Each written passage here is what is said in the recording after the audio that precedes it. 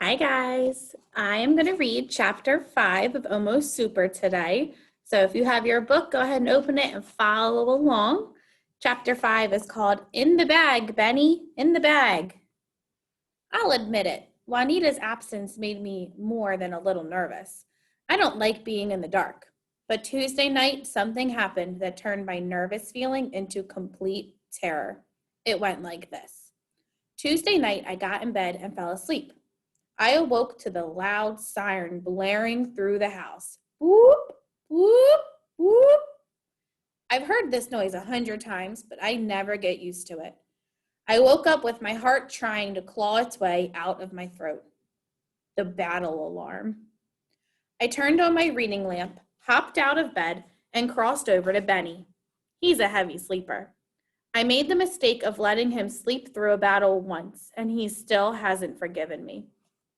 Benny, the Johnsons are attacking, I yelled into his ear. We've got a battle on our hands. He opened his eyes, but still didn't look awake. I don't want to carry that donkey. He tried pulling the covers over his head, but I shook him again. Benny, a battle! I watched as understanding spread across his face. A battle? I nodded. Hot dog, Benny said. Maybe we'll get put on the squad. Do you think they'll have our super suits ready? Going to your first battle is a big deal. After you get your power, you usually go to the very next fight.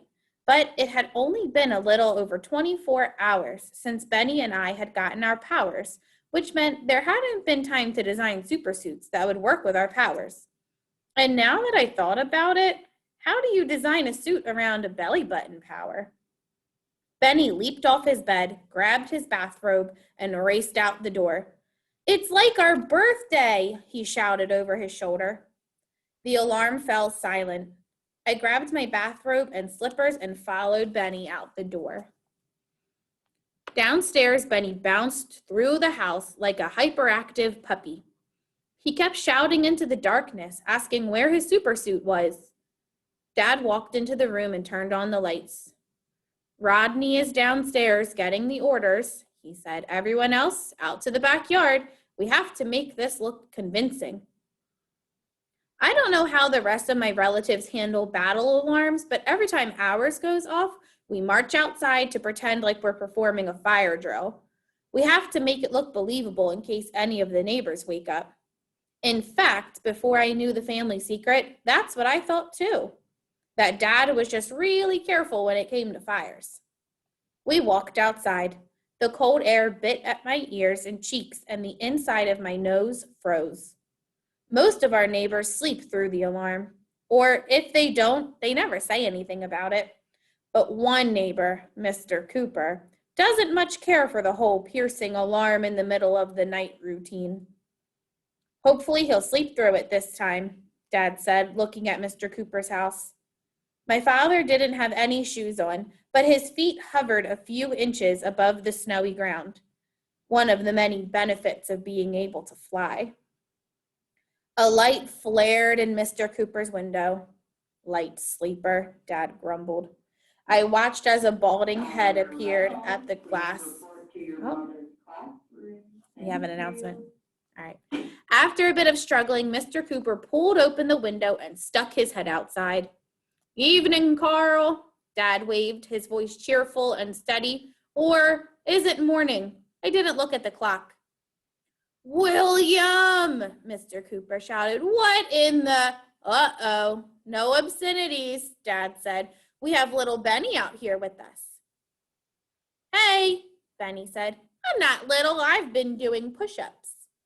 I meant little as in young, Dad said. I've heard cursing before, Benny said. I'm not a baby. I counted 6 swear words in the time Dad and Benny had their conversation. Why don't you get your fire alarms fixed? Mr. Cooper yelled. They work just fine, Dad said. The superhero code, the code of laws all superheroes live by, demands that superheroes always tell the truth without fail. However, we are allowed to lie to protect our identity, or when talking to supervillains, or in the name of justice. Actually, now that I think about it, the superhero code allows us to lie quite a bit.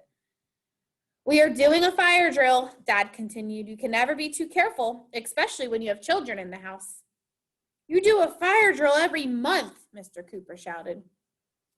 It's not rocket science. You wake up, you walk out of the house. For the love of Pete, give it a rest. Dad made a big deal of counting heads. Yep, we're all safe, he said, loud enough so Mr. Cooper could hear. And we made good time. Let's all go inside and get back to sleep. You don't even have all of your kids out there. And where's your wife? Mr. Cooper yelled a few more curse words into the frigid March air, then pulled his head back in through the window. We filed back inside where Rodney waited for us. What are we looking at? Dad asked, his voice eager. A citizen called the superhero line and reported a suspected robbery, Rodney said. The superhero line was a number that anybody could call to report a major crime. Rodney had written a program that listened to all the calls and sounded the alarm whenever there was a big one. Grandpa's made assignments, Rodney said, looking at a pad of paper in his hand. You and Mom are going along with the 4 others. I'm running the video feed from downstairs. Wait, Benny said. What about Rafter and me? This isn't going to be our first battle, right? Dad ignored Benny. Where are we going? What are those villainous Johnsons trying to pull off this time? Dad shook his fists. The Split Rock Museum, Rodney said. It's just like we expected. They are making a move on the White Knight Diamond. Dad slapped his knee. I knew it. As soon as I read they were bringing the White Knight to town, I knew the Johnsons would try to steal it. He shook his fists. What's that diamond worth anyway? $4.8 million, Rodney said. It's roughly the size of your head. Shoo bang, Dad exclaimed. That's a big diamond. That would buy those villains a whole lot of evil. Dad, Ben didn't sound happy. Why did Grandpa leave us off the list? Don't we get to go? In Benny's excitement to get outside, he'd forgotten his slippers. His feet were red from standing in the snow. The look on his face was one of desperation, as if all of his self-worth hinged on whether or not Dad would let him go. Dad, I said forcefully. I tilted my head towards Benny. Dad finally looked at us. He bent over and put his hand on Benny's shoulder. I'm sorry, Benny, he said. We don't have your suits ordered yet. Plus, we're working on a surprise. I don't want a surprise, Benny said. I want to go to the battle. It's not fair. You can watch the battle on the monitors downstairs, Dad said. I know how much you love that. I don't want to watch the battle, Benny said. I want to be in the battle, please. Dad hung his head and sighed. Not this time, Benny. I really am sorry. Ben looked like he wanted to say more, but he followed Rodney out of the kitchen. My little brother was right. It wasn't fair. You couldn't save the day by sitting in the basement watching a screen. I followed my brothers into the living room. Rodney went to the piano. He played the first few lines of Beethoven's Bagatelle in A minor. A picture of dogs playing backgammon slid to the slide, revealing a staircase descending to the root cellar. Rodney went down to the stairs, then Benny. I was about to follow when Mom came up from the root cellar. I've seen my parents in their super suits at least 100 times, but it always takes my breath away. There's something about seeing a real superhero standing just a few feet away that makes you feel like you're dreaming. Live action and adventure could explode at any time. Our super suits are part Kevlar, part titanium plate. We've copied the designs from the military, and then we make modifications as needed. Of all the cool weapons and gadgets my family owns, I have to admit, the super suits are my favorite. Almost all of the suits have a hydraulic system made up of pistons and heavy-duty springs. When you lift large objects, pistons kick in and give you extra strength. When you run, springs gave you superior speed. If a Johnson grabs you and tries to bend your leg backward, the titanium armor protects you. Mom's suit is forest green and mustard yellow with black fringe, the Bailey family colors. A carbon fiber helmet covers her head. and large goggles covered her eyes and part of her face. I exhaled slowly as I watched Mom go through the living room towards her bedroom. I need to get a hairpin or I'll be fighting both the Johnsons and my bangs. In another moment, she returned from her room. She slipped through the secret entrance and down to the root cellar. I followed. My family goes to great pains to make sure the main and top floors of our house look normal, but the root cellar is where we can relax and be ourselves, where we can really be super. Mom met up with Dad, and they strode toward the back exit. The tunnel led to some stairs and a hatch that opened out in a ravine behind our house. You can't exactly walk out your front door dressed in your super suit. I turned and headed toward the computer room. My family puts cameras in their helmets to record the battles. This allows Rodney to give direction or warning to the team. Of course, a happy side effect is that anybody who doesn't get called to go in a battle can watch it from home. Benny and I had stopped watching cartoons when we learned the family secret. All we did was watch past battles over and over again.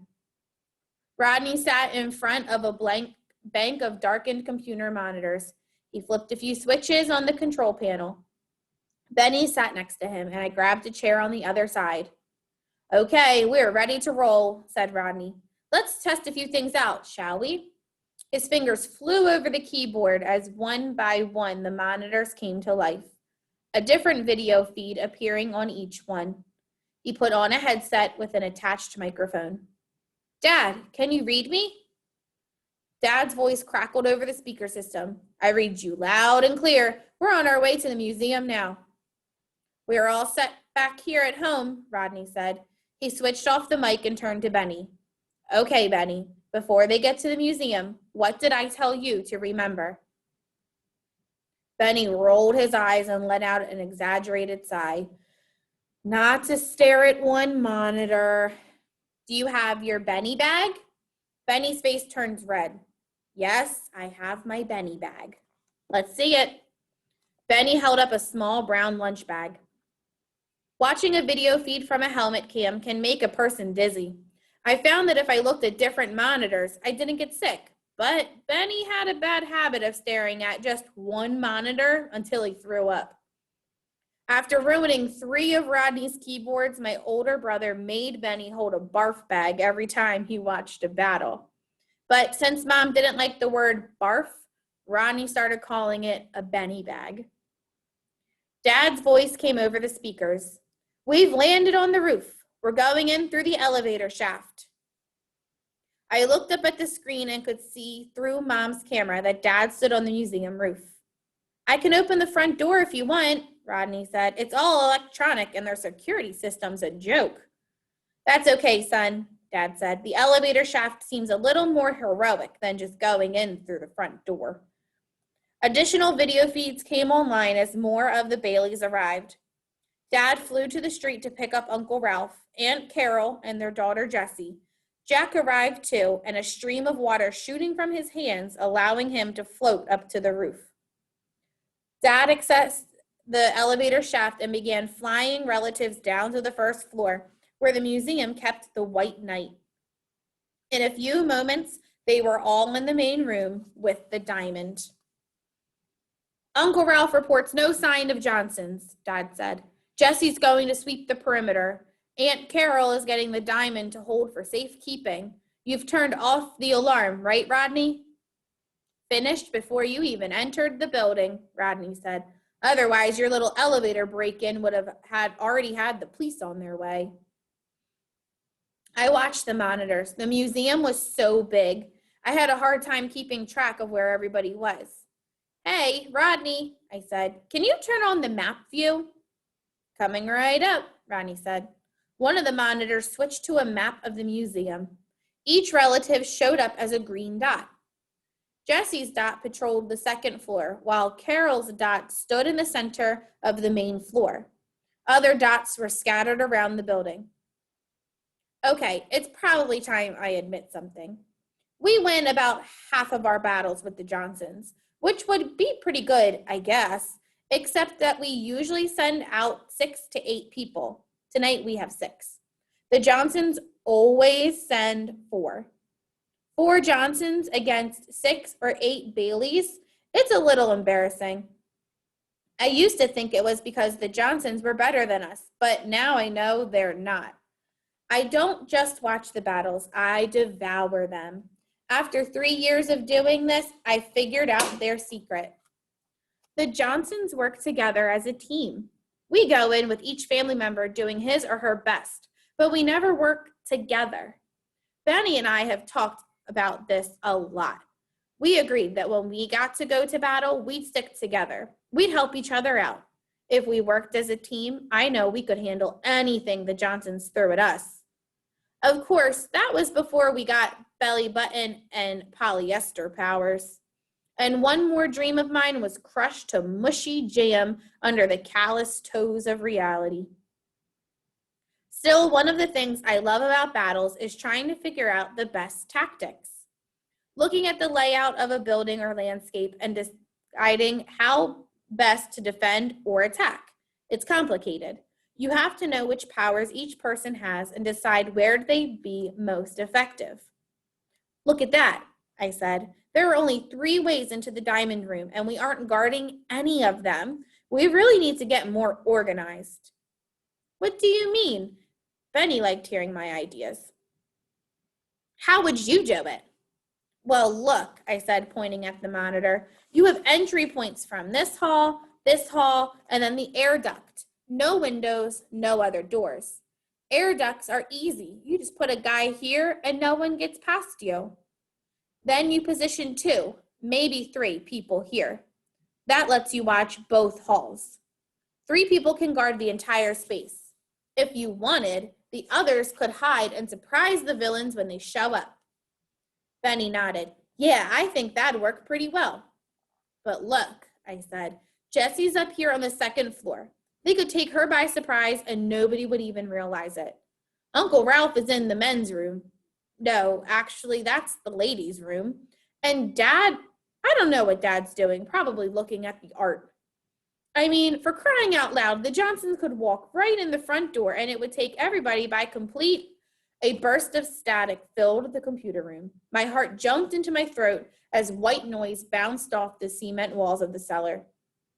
That's not good, Rodney said, typing some commands into the keyboard. Johnson's coming in the front door, Dad said, the first part of his message cut off. I looked at the map. Red dots poured in through the main entrance. I watched as 4 Johnsons raced into the museum. The dots representing Aunt Carol and Dad bumped into each other as my family tripped over themselves, moving to intercept. See, I said to nobody in particular, caught completely by surprise. And now the whole thing just becomes a chaotic free-for-all. Maybe so, Rodney said, grinning, but free-for-alls are a lot of fun. There's no time for thinking during a battle. Is one of those dots Juanita? Benny said. I can't tell, Rodney said. They're all moving pretty fast. I sat transfixed in front of the monitors. I watched as the green and red dots danced and weaved around the map of the museum. I watched the live video feed, looking for tactical opportunities or errors. Nothing beats watching a battle from start to finish. It's like watching a ballet, except the costumes are cooler and there are explosions, fighting, and large objects hurtling through the air. Stay out of the West Wing, Rodney said.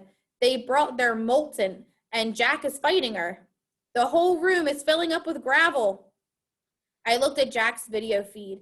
It was just like Grandpa described. Every time the Molten Johnson sprayed lava, Jack sprayed right back with water, cooling the rock until it crumbled to gravel when it hit the ground. Darndest thing I've ever seen, I said, smiling. I heard a groan and looked over at Benny. He sat on his stool staring at a single monitor. His head turned sideways and his eyes were crossed. Benny, look at a different monitor, Rodney shouted. My stomach feels dizzy, Benny said. I'd seen that look before. He's gonna blow, I warned, sliding my chair backwards.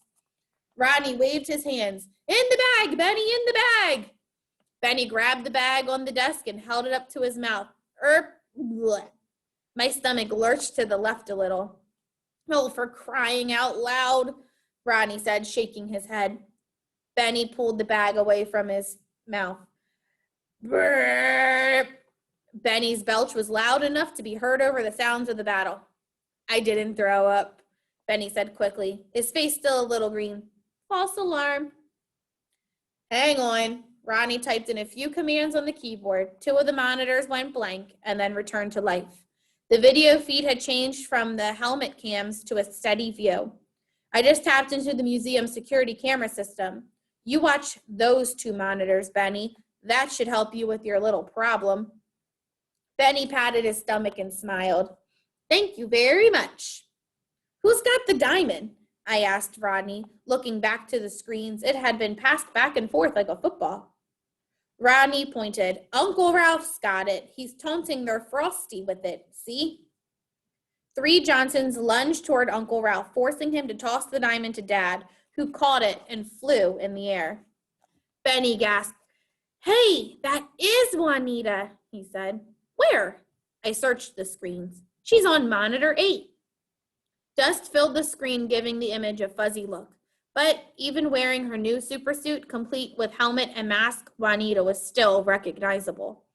The right height, the right hair color, even the way she moved was unmistakable. What's her power? I asked. I haven't seen her do anything yet, Benny replied. Juanita raised her hands and a stream of water burst toward Dad. Just like Jack, I thought. A gusher, Benny said, his voice hushed. That's not good. But not too bad, I said. Gushers can throw so much water at you it feels like a wave, or they can shoot a stream so thin it cuts like a knife. But a power like that would be hard to use at school without everyone noticing. Dad dodged the water, but just barely. He dropped the diamond, and it tumbled to the floor. I'd been watching so many screens, even I was feeling a little dizzy. Where did the diamond go? I asked. Mom's got it, Rodney replied. I spotted the diamond, glowing blue, flying toward Mom. Juanita shot a blast of water at her, but Aunt Carol stepped between Mom and the wave. Aunt Carol has a power similar to Great Aunt Silva Matilda's. A fireball shot out of her hand and melted the liquid, turning it into a hissing cloud of steam. Oh, yeah, Benny said, pumping his fist. Once we know your power, Juanita, we can handle anything you throw at. I stared at disbelief as when Juanita turned to face Aunt Carol. A bolt of lightning erupted from her hands, narrowly missing my aunt. Aunt Carol dove for cover as a second bolt erupted over her head. Rodney gasped. Benny looked over at me, his mouth hanging open. What the? We watched in stunned silence. The room flickered with light from the monitors. Benny finally spoke. Juanita Johnson is a super? I couldn't believe it. I shook my head. She can't be. That's just a myth. Isn't it, Rodney? A super, a person with not just one superpower, but all superpowers. Stories of supers were just like legends, like King Arthur. My family has records of superheroes that go back 300 years, and nobody has ever had more than one power. But unless the monitors were lying, Juanita Johnson, the girl in my algebra class, was a super. Rodney shook his head. I don't believe it, but lightning, water, his voice trailed off, his eyes never leaving the monitors. Look at that. He pointed at a screen where Juanita hovered over 2 Baileys. She can fly too? Benny sounded stunned. This is not good, Rodney said. Not good at all. Someone had frozen Mom, maybe Juanita, since apparently she could do everything. Mom's hand stuck out of a wall of ice, gripping the diamond. It looked like the mother of all fancy door handles. A Johnson plucked the diamond from Mom's hand. He turned and smiled, his lips curled up in a sneer. He began to talk, but his words didn't come over the speakers. Looks like he's going to start bragging and lecturing, I said. They must think they've won. Look at Jessie, Benny said. My cousin appeared over the villain's shoulder, partially hidden behind a large clay sculpture. Jessie raised her arms and lightning crackled in a sphere between her hands. She's whipping up the ball lightning, Rodney said. This is going to get good. Someone must have warned the Johnson because he started to turn. Before he could escape, Jessie's hands flew forward. Each of the monitors flashed a bright white and then went black. She short-circuited the museum's cameras, Rodney said. He leaned forward and started pecking at the keyboard, trying to regain visual. Benny, do you need another bag? No, this one's still clean. One by one, the screens jumped back to life. It looked like my family was running. Maybe Juanita had been too much for them. Dad, Rodney spoke into the microphone. What happened? Hold on. Got another announcement.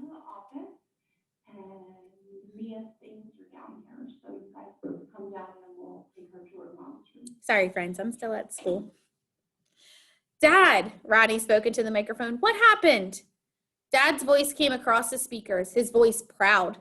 Your cousin saved the day. That's what happened, he said. The Johnsons have been thwarted and we return home in triumph. How? Rodney asked. How'd you get the diamond back? We didn't get it back, Dad said. Jessie blew it up. There were too many pieces to pick up, and now we're leaving the Johnsons away from the museum. I looked at Rodney in disbelief. Isn't blowing up the diamond a bad thing? Isn't somebody going to be really upset about that? Rodney shrugged. Maybe. Probably. But at least the villains didn't get it. Maybe it's not our finest hour, but it's not a defeat. And considering we were up against a super, we did pretty good. There was nothing else to do. Benny wanted to stay up and wait for Mom and Dad, but I went upstairs and crawled into bed. In the darkness of the room, my breathing came faster. Benny and I weren't just facing a supervillain, but a super villain. If it was really true, we'd have to deal with invisibility, lightning, fire, strength. I wanted to jump out of bed, put on my shoes, and run away. Maybe Benny and I could leave the city and go to a different school. Or maybe we could move in with Grandpa. I'd like to think I was afraid, not because I was a coward, but because I had brains. Going back to school was crazy. It was insane. Iron resolve, ferocious courage, and a healthy dose of insanity. I realized I had the covers over my head. That's not how a superhero acted. Angry, I pushed aside the covers. A superhero faced challenges. He didn't run. I closed my eyes, and that seemed to help clear my mind. I'd stared at the map of the museum for so long, the dots seemed to float in the darkness behind my eyelids. An idea hit me, a crazy idea. I got out of bed and went to my desk. I pulled out a piece of paper and made a quick sketch of my school, drawing it like a blueprint.